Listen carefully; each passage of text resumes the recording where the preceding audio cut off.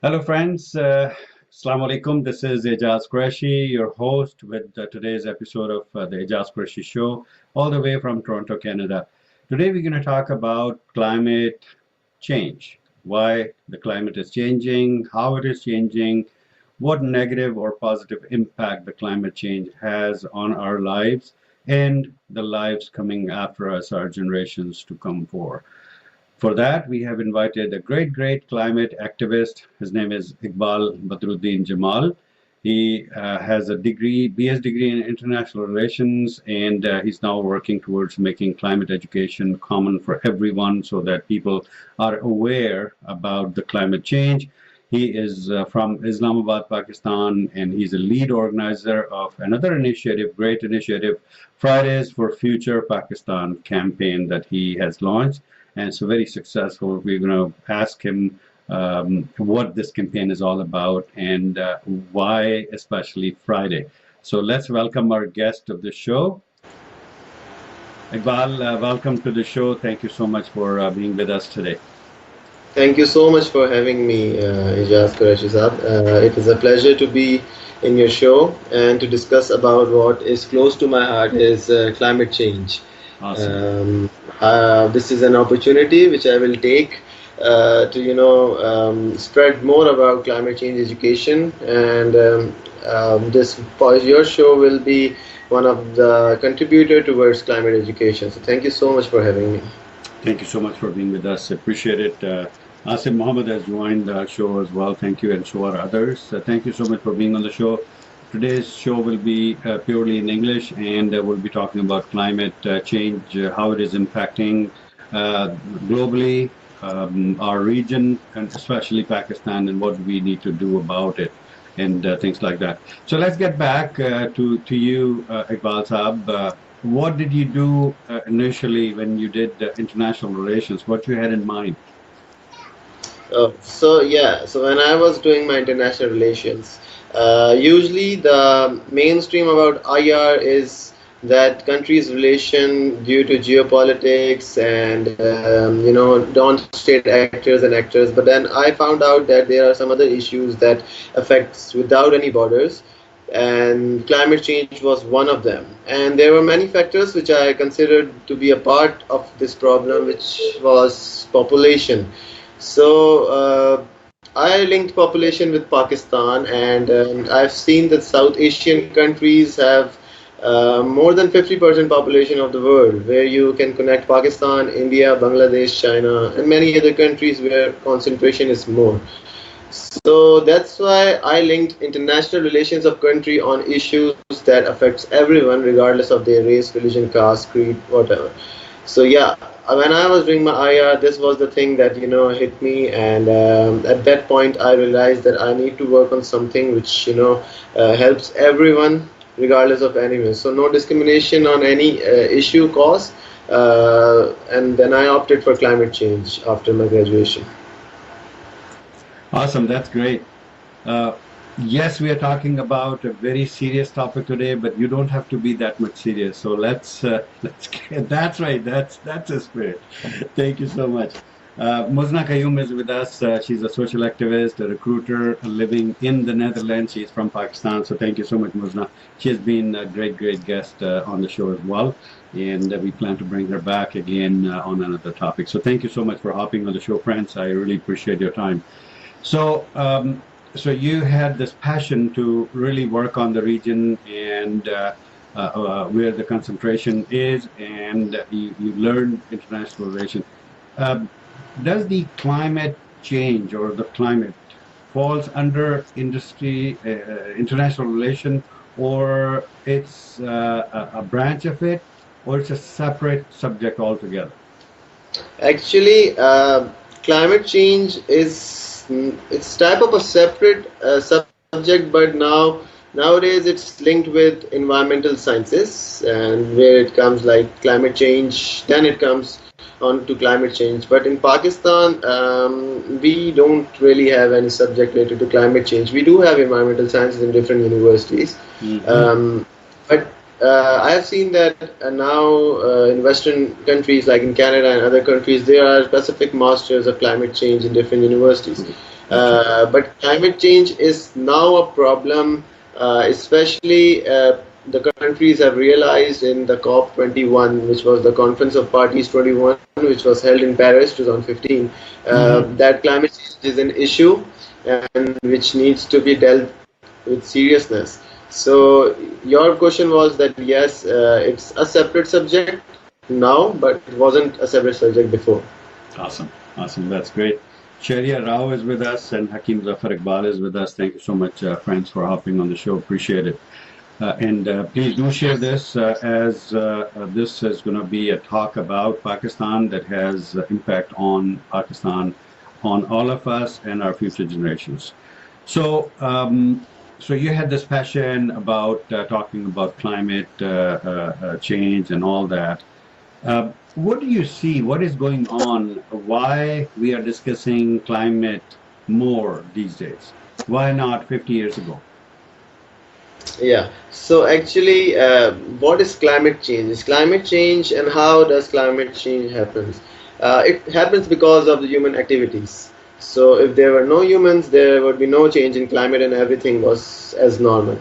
So yes, the population gets more and more, and then development gets more and more, and then we see that development also have some impact on the nature.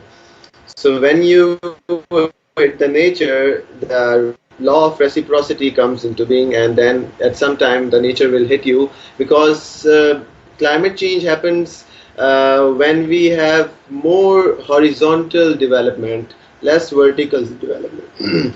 Like I will give you an example of Islamabad. Here you won't find any vertical buildings that much, but you will find horizontal development and houses more. Now, this impacts Islamabad how? Because the trees were cut. The age of the life of the tree was 40 years to 50 years. Now they are gone. So now planting a tree after cutting a tree is not something which is sensible because a tree takes about 40 to 50 years to grow, and To then mature. you plant a tree. Yeah, and then you plant a sapling which might or might not get as big as you are trying to achieve the goal. So yes, so climate change actually happens because of human activity, and then nowadays it's a hot topic because we have seen some events which has created a lot of mess and which has hurt the economy of many countries, and we have seen so many people losing their life because of floods and heat waves. Especially these two events are part of climate change. Let me give you an example of 2010. There was a flood in Pakistan, and our GDP was hit badly. And yes, again, then we had to go back to the institutions which lend money. Then when they lend money, they take interest, and that's how the GDP gets low and the economy gets down. Hmm. So when they researched on it and they came to know that yes, this is climate change, this is our activity, and the development we are doing in our country is not sustainable. And sustainable development means that you do something without hurting the nature, or doing something by not wasting the resources for the future. So yes, climate change is something that is now a boiling topic for especially the developing countries. But yeah, the responsibility for the developed country is to engage in this dialogue, fund it for the developing countries to fight climate change. Awesome. Awesome. Thank you so much for shedding light on that. We have other friends have joined us. Hafiz Aslam Bhatti is with us. Muhammad Ahmad Mughal Sahab is a very great friend of mine. Great singer of Sindh. He's a very he has a beautiful voice, folk singer. Sayyid Tahir is with us. Ali Dogar Sahab is a host of a couple of television shows here on a local channel in Toronto area. Rija Khan is with us. Muzna Qayyum is saying, when I started my bachelor's, I wanted to choose geography and environmental sciences as a subject because at the time I was really researching for subjects and found these really good ones. But destiny wanted me to be an HR person. Yes, yes, it's all based on destiny wherever it takes us. So thank you so much for sharing that, Muzna. Muzna Qayyum is further saying, and what about global warming? Are we people can gonna do something to avoid more harm of it, or not? And she's asking that. Noman Ahmed is with us, and Simon Noor with us, and Dr. Anand is with us from UK. Thank you so much, everyone, and we'll answer your question. Musna, I'm going to ask Iqbal Sahab to answer that question. What are we doing about global warming? What is Pakistan's contribution to reduce global warming? And as you mentioned, sorry, before you hit the road with the answer, Iqbal Sahab, I think more floods and things like that are because of the temperatures are going up. The water in the rivers and sea is getting more hotter, and then it evaporates and it converts into clouds, which converts into the rain, and then we have all different kinds of floods and tsunamis and all those kind of things. So probably the global warming is a big contributing factor towards the environment today. Yeah. So can you repeat your first question a bit? The question is, what are we going to do about global warming? Yeah. So what are we going to do about global warming? Like, yeah, the Paris Agreement, the COP21, the countries signed an agreement, and then which developed countries, took the initiative that they will try to lower the emissions, because the developed countries are the industrialized nation like European countries, Canada, America, and then China.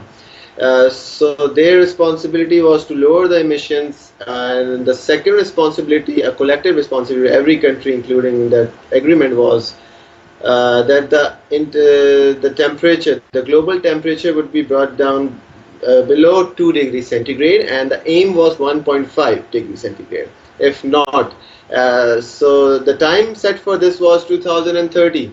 The Sustainable Development Goals, which already the 13th point says about climate change. SDGs. So yes. Yeah, SDGs. Yeah. So actually, this was agreed. Unfortunately, this one of the superpower, like now it's a bipolar world, a multipolar world. For my case, US withdrew itself from the agreement. The new government came in and they said that climate change is just human-made phenomena. It's just for funding and all. It's nothing. Everything is in control. So yeah, the climate agreement is now being threatened, and we are now trying to do something which reduce the global warming, and that is by giving climate education to each and every person, especially in the developing country. Because in developed country, every young kid, youth, everybody knows about climate change, and they knows the action they should not do. But in developing countries like Pakistan, we have an issue. We have an issue that people know about climate change who have done their graduation. This is the case that we don't want here. We want that every child at the age of 5 to 6 knows about it. How do he or she cares about the environment, how global warming will affect his or her future. And this is the thing, that global warming can be reduced by changing our behavior. And the first change is that we should reduce the emissions. And yes, emissions are one of the biggest factors. Carbon emissions is one of the biggest factors of climate change. We have a very simple science that when we emit, the carbon goes into the air. And now those carbons act as the stopper of heat, sun heat, because the sun heat has to touch Earth and go back to the atmosphere. But when they are going back, they found the carbon emissions, and then carbon emissions trap the heat, and then the global warming starts. The warming starts and everything starts. So yeah, one thing is we need green economy. We can plant trees, but yeah, planting trees is a long-term approach. We should come as a short-term approach and change our behavior. And through our behavior, especially in the developing countries, we need to actually stop wasting water, stop wasting things, resources that might help future generation. And yeah, the biggest factors in developing countries are usage of plastic bags. We use a lot of plastic bags, but using is not a problem, but we actually throw it away. And after throwing the plastic bag, the real factor comes into the play, and that's how they affect the climate change. So yeah, we can stop global warming. through developed countries and then come to developing countries. What developed countries can do, they can lower their emission. Developing countries can do, they can change their behavior, because let me share that Pakistan only emits less than 1% of the global emission. So, and now we are one of the most vulnerable countries to climate change. So, this is how developing countries put forward their case in front of the developed countries, that see, you guys are the industrialized nation, your emissions are too high, but we are getting, hurt by your emissions.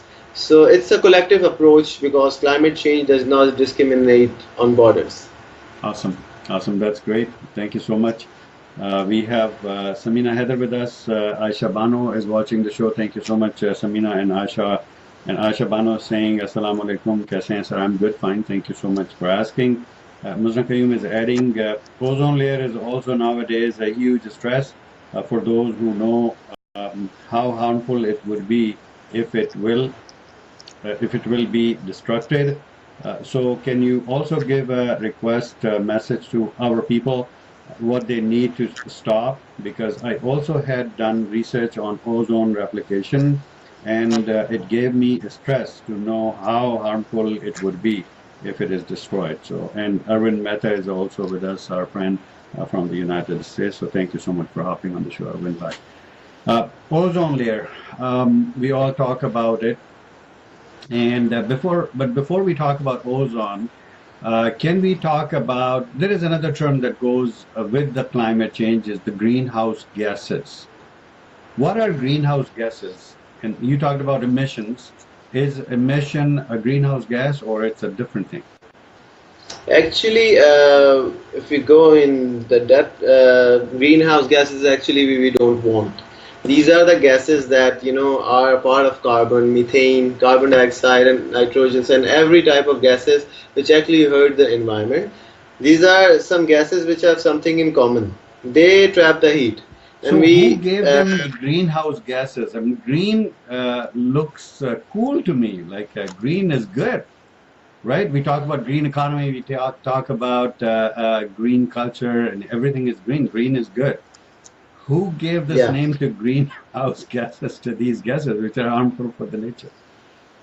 Yeah, so greenhouse gases actually, before there were any climate change method introduced in the world, it's actually a greenhouse effect. The name was given to a greenhouse effect. How does the greenhouse actually affects the environment? It's like they have given this name, I think, because there was no climate change, but was a concept of global warming.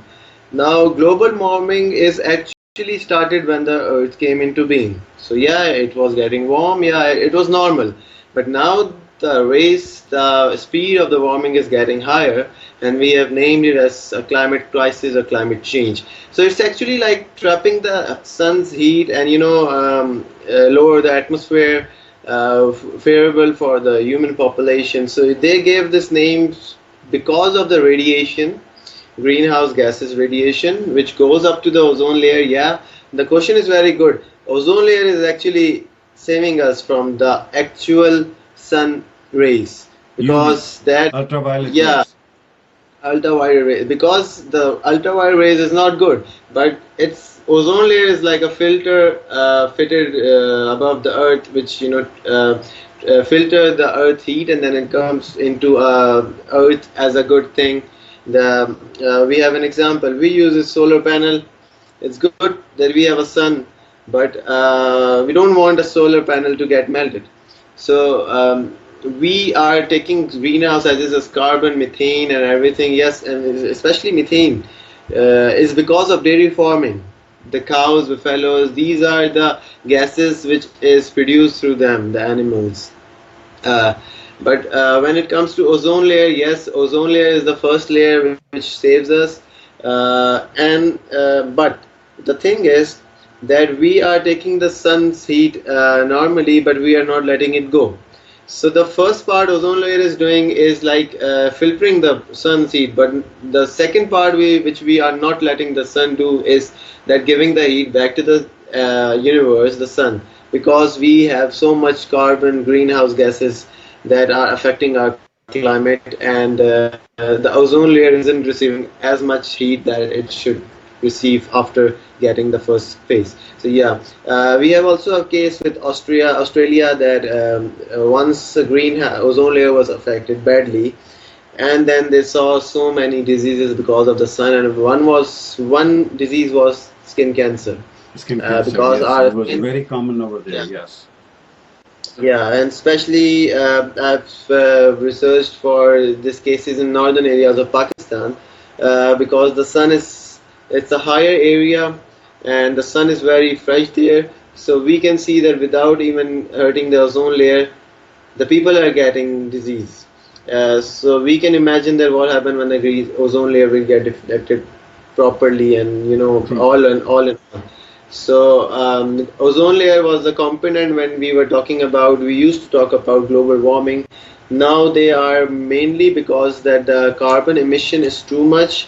The main focus is now that we should lower the carbon emission so that the ozone layer does not get affected, because the carbon emissions are taking the place of ozone layer. And if there is 1,000 kilos of ozone layer in the air, and we are emitting 900 kilos of emissions, then you can see that the 100 kilos are left to save us. So we are actually going into a crisis, especially the developing countries. So yeah, ozone layer plays an important role in the climate crisis. Awesome. Thank you so much for detailed answer. And we have Walid Ahmed Khan with us today, watching the show. Thank you so much, commenting, saying, what are your thoughts on geoengineering, HARP, hyperactive auroral program, and the fact that weather modification is being used as war weapons. Weather modification is being used as war weapons. This is interesting phenomena. Hmm. So what do you Yeah. think about it? So as we are heading towards and going towards technological warfare, we will face so many terminologies related to this. And then technology is one of the factor to fight climate change, because we can take an example. We use a car which use gas, it gives emissions, but if you go for electric car, it doesn't give emission. So that's eco-friendly. Yeah, we So go to yeah, electric cars and then electric cars get electrocuted and people get hurt. yeah, that's a long process, and yeah, the best way to produce electricity power generation is nowadays hydro, solar, and yeah, in Pakistan where we have power shortage and different issues, so we have hydro dams. We can use as like for good for environment, because dams are also good for precipitation raining in that area. So yeah, these terminologies are new. uh, geography of you can say of a country is very important when we talk about climate change. A country which has sea, ocean, is a country which has been blessed by God. We have many countries like Afghanistan and more countries. Those are landlocked countries that doesn't have any sea. So at one side they have this negative thing that doesn't have sea, so they are very prone to less trade. They have less trade because sea is something which gives you a very good cheap trade travel. But then we come to tsunami. We have seen in Japan that sea also brings in tsunami, and then it's destructive.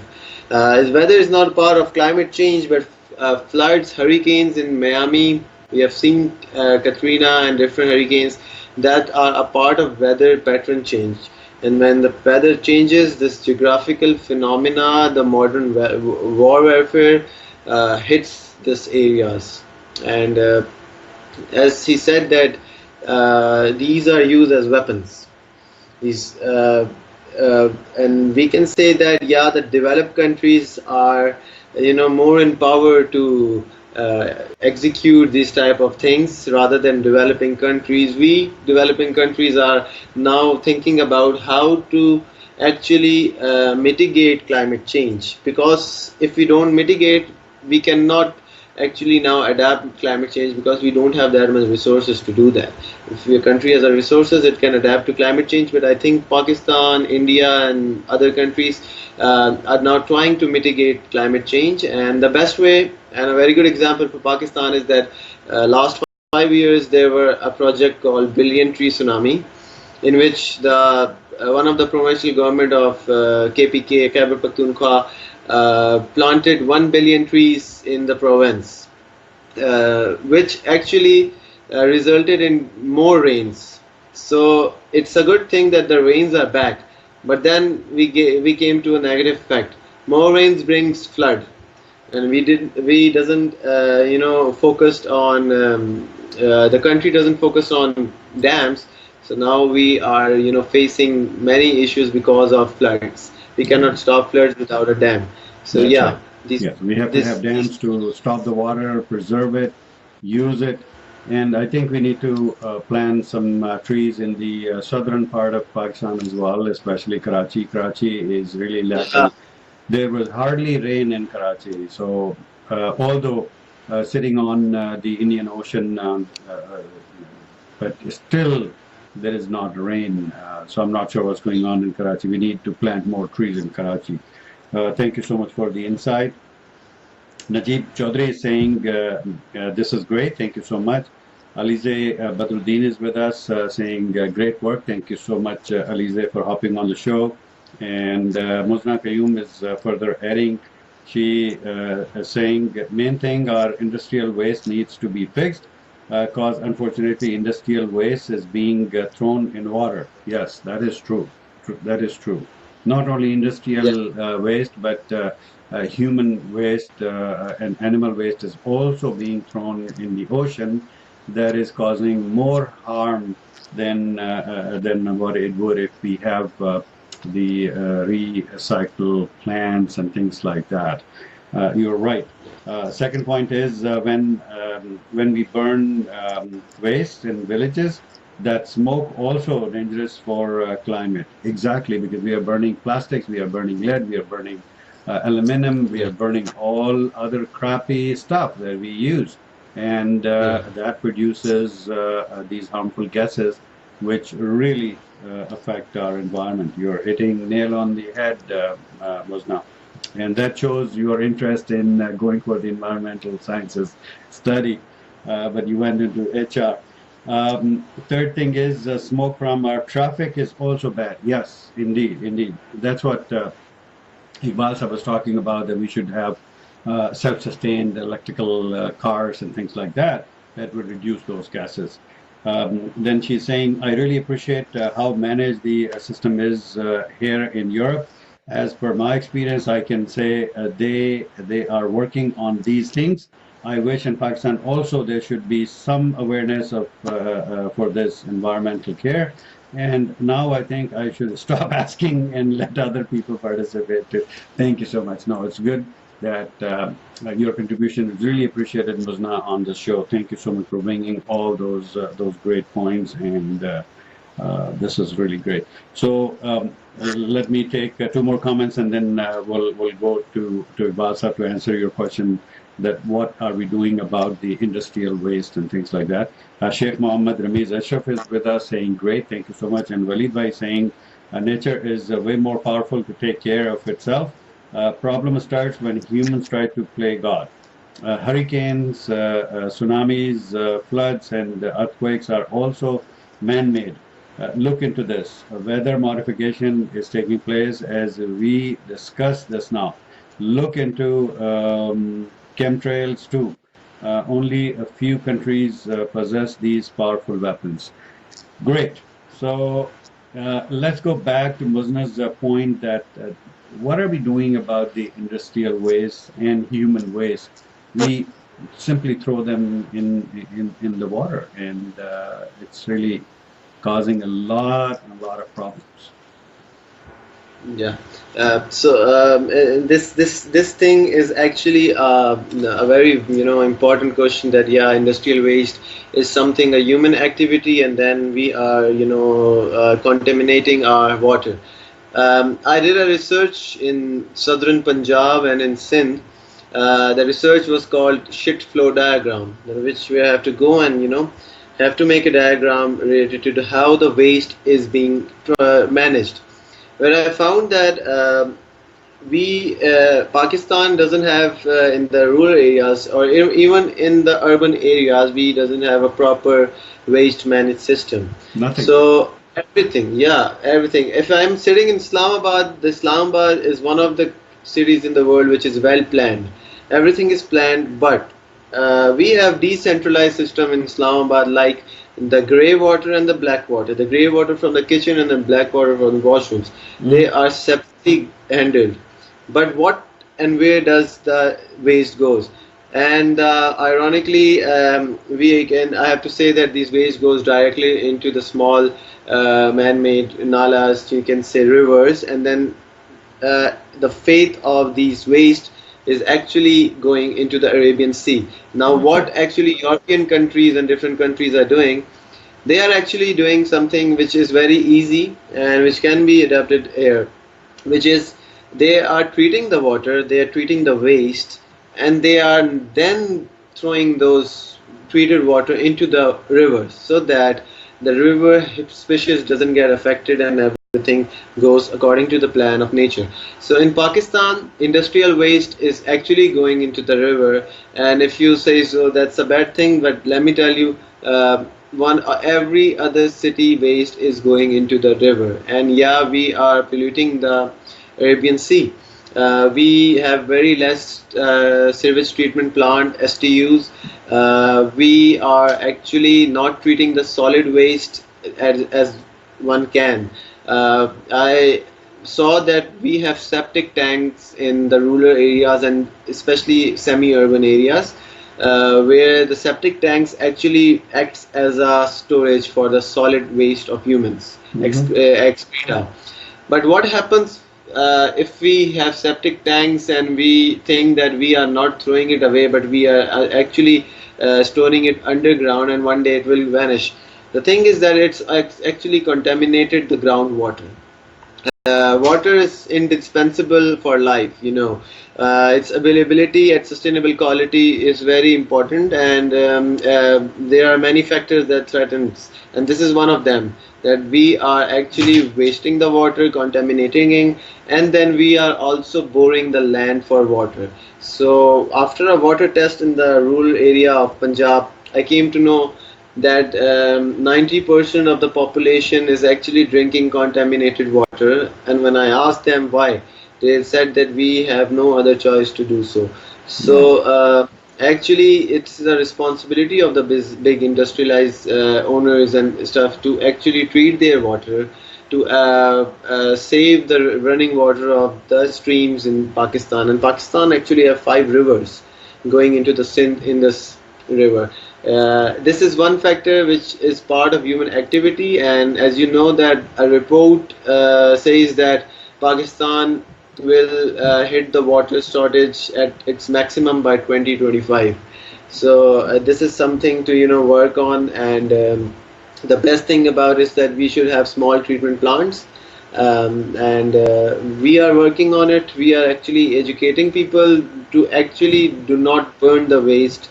As your point, yes, the burning of the waste is actually hurting. It's actually increasing our percentage of emissions.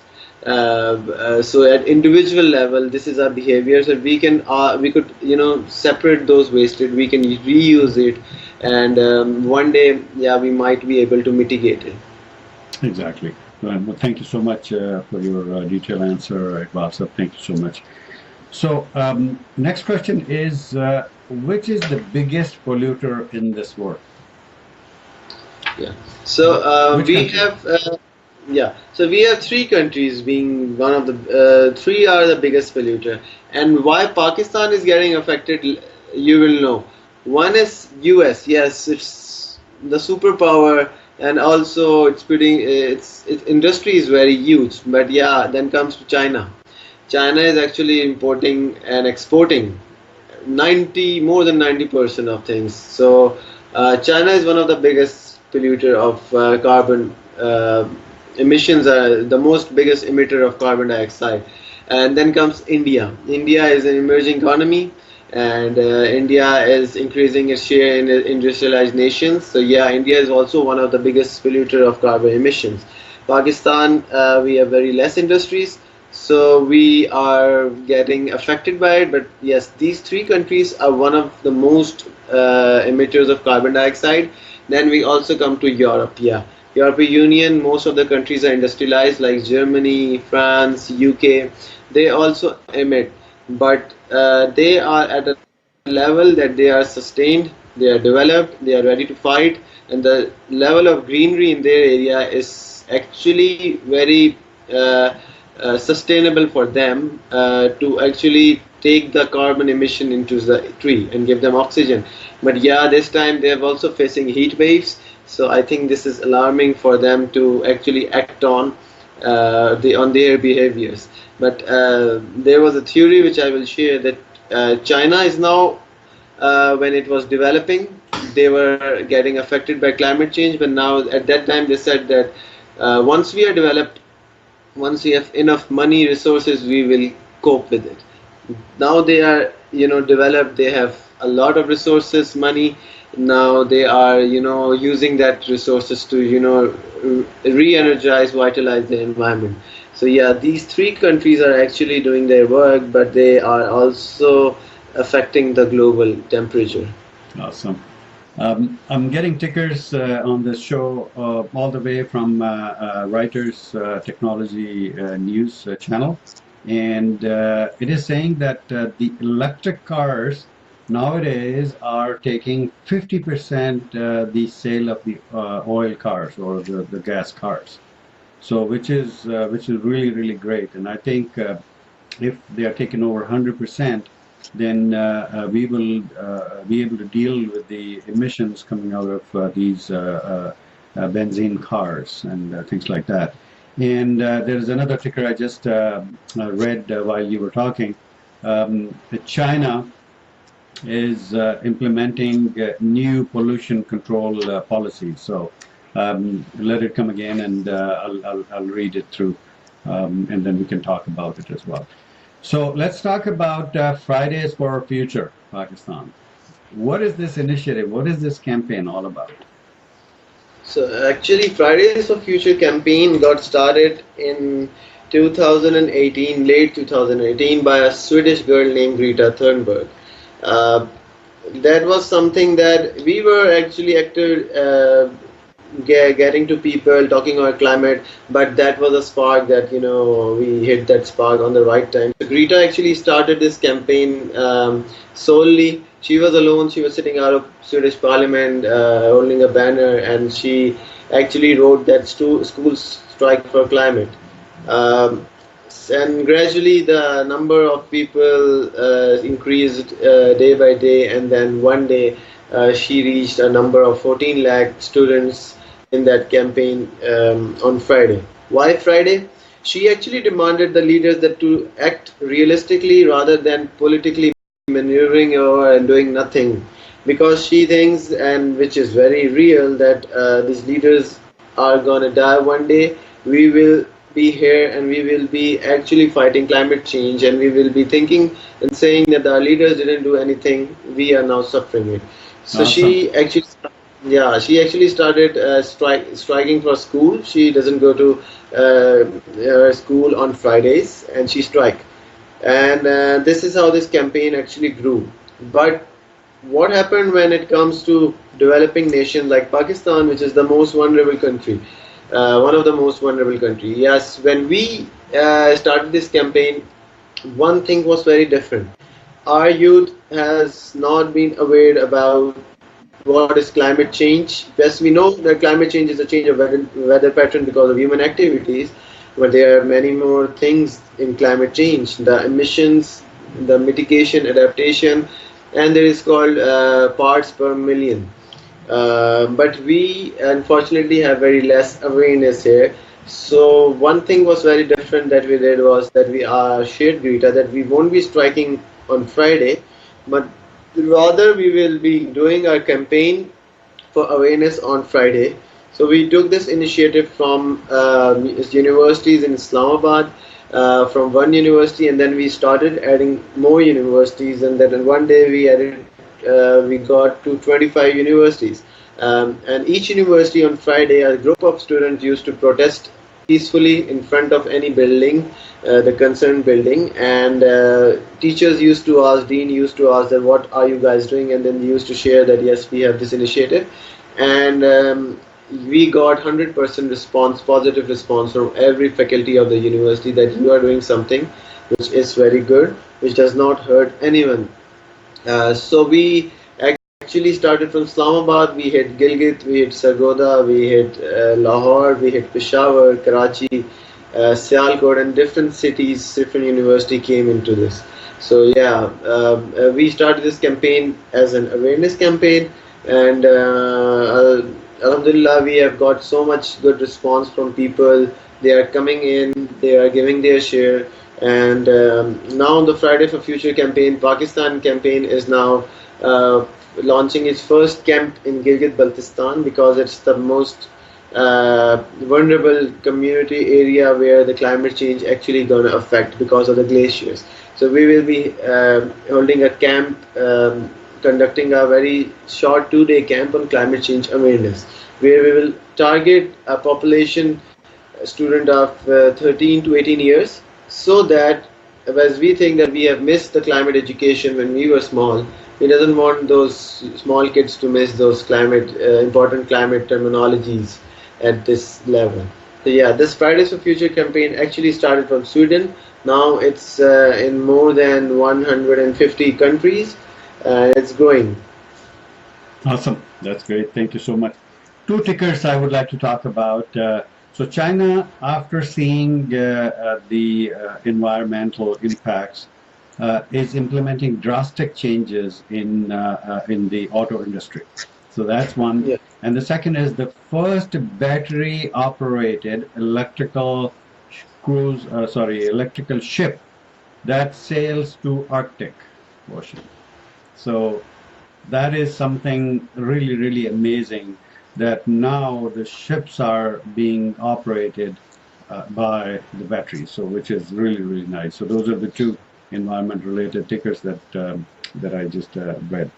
Madhia Sheikh is with us, and Waleed Ahmed Khan has two comments. Waleed bhai, I'm going to read them, and say Pakistan is one of the countries in the world who will be hit severely by the drastic changes in weather, especially Karachi and Lahore. And yet our people are still being irresponsible, along with some government bodies and government, especially in Sindh, Balochistan and Punjab. So that's what he's saying. Then he's adding awareness almost won't do anything unless there is proper legislation for law in this direction. हमारी कौम थोड़ी सी ढीठ और ignorant है. Thank you so much. और फिर कह रहे हैं कि Waleed Ahmed Khan is saying, good luck with your endeavors, Iqbal. You guys are doing great job. So thank you so much for those comments and encouragement. Waleed sir, thank you so much. Really appreciate it. So do you think that our government, be it federal government or provincial governments, are contributing their part into the global warming and the climate change? Yeah. So first, in Pakistan, because it's a parliamentary democratic system, we have also something called 18th Amendment in the Constitution of Pakistan, which gives roles to each province responsible for their own action. So the federal government is like a chief government, which has the federal and the budget related thing. Yeah. So we have Ministry of Climate Change working on climate change, different aspects, and yeah, they are doing a great job.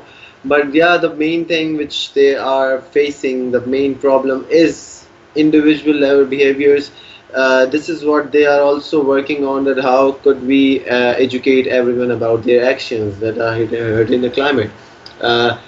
Federal government has so many policies. That there is a climate change policy, which is 2015 policy, which has so many things that are really good. That's equal to Western economies, that Western policies and stuff. But yeah, the main difference between Western economies and Pakistan is that the implementation pace is very slow, and the implementation phase is slower, but there are different factors. One is behavior, second is less resources for in our government. Finances are very weak, and there are many non-state actors like NGOs, international NGOs working on it, but that is not very, sustainable, because a population of 220 million is very large in a country like Pakistan. And the first thing which we need to focus on, and is now, is to do something, some legislation on population growth.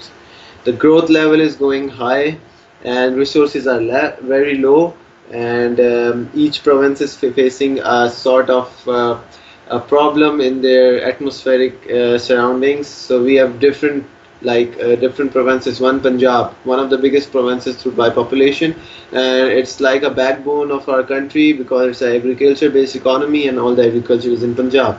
Now it's also getting affected by climate change because of the floods. The acceleration of glaciers melt is actually hurting Punjab too. But we have Balochistan, like we can compare it with Canada. It's a very big country, but with less population. Balochistan is a very big province with a very less population. Now they are also getting affected by climate change because of drought and stuff like that. So every province is getting affected differently, and their responsibility is there. They are trying to do so, but one who is familiar with the system of Pakistan knows that it's not really easy to do and get a job done. This government is trying. This government has a new initiative that first they did it in KPKF billion tree tsunami. The new initiative is 10 billion tree tsunami. Now they aim to plant 10 billion trees across Pakistan to fight climate change. But I think this is not enough. This is not enough, because if you plant 1 billion tree, you might not know that 50% of the tree dies, because you have to look after the trees if there is no rain and stuff. So we need to do something today as a long-term approach, that we should start doing something, giving responsibility to each individual rather than giving responsibility to each province. So the question was very valid, and whatever we shared, that yes, federal government is also doing their part, the provincial government are also doing their part, but then it comes that if we are here, then because we are because of Pakistan, and Pakistan is because of us. So climate change is something which does not affect only Pakistan. So we can do something which can give a positive result to the world. And yeah, we should come out of provinces and federal level, and we should do wherever we live. If even I live in European countries, doesn't mean that I do all the stuff that I used to do here, because I know that climate change is not affecting Europe. I should maintain my behavior as I have to. So yeah, country-wise, there's difference. The implementation pace is the real factor in the climate change race.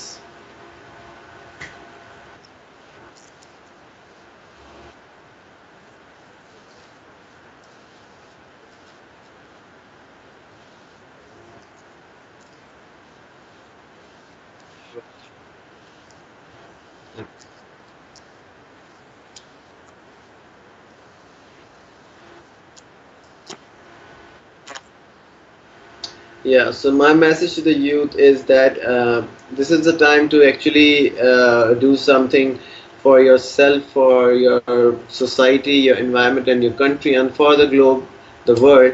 That we should start thinking globally, and and then act locally. So if you think globally and then you act what the mainstream globe is doing, you're gonna give a positive feedback to everyone and in your society. So yeah, we should change our behavior. We should start preserving our environment. We should not waste our water. This is the biggest thing that we are facing right now. So if we don't waste our water, one day that water will save us. If we don't cut our trees, that tree will save us one day. So we should individually research how our behaviors can be changed. And water and trees, I think we should change our behavior and be a pro-green person, especially for the youth. And as a nation, we need to understand that there are many things which discriminates, but this is the only thing which does not discriminate. So if you are doing something good, that might gonna help your neighbors. So we should do, and we came as a stewardship in this world. We have to take care of the environment for the future generation. Not only take care, but in whatever way we got this environment, we have to give them in a better way. So I think we should keep this thing in mind, and eventually this thing will sustain our Mother Earth.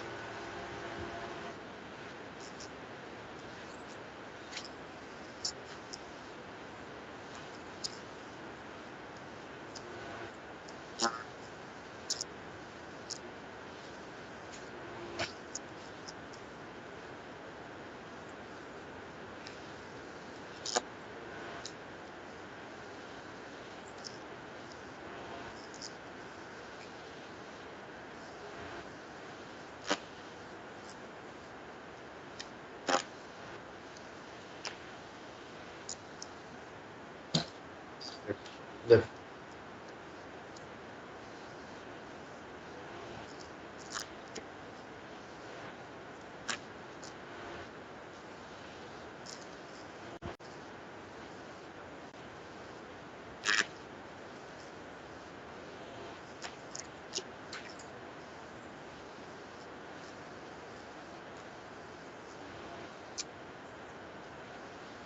Thank you so much, Vanessa, for taking such a great initiative.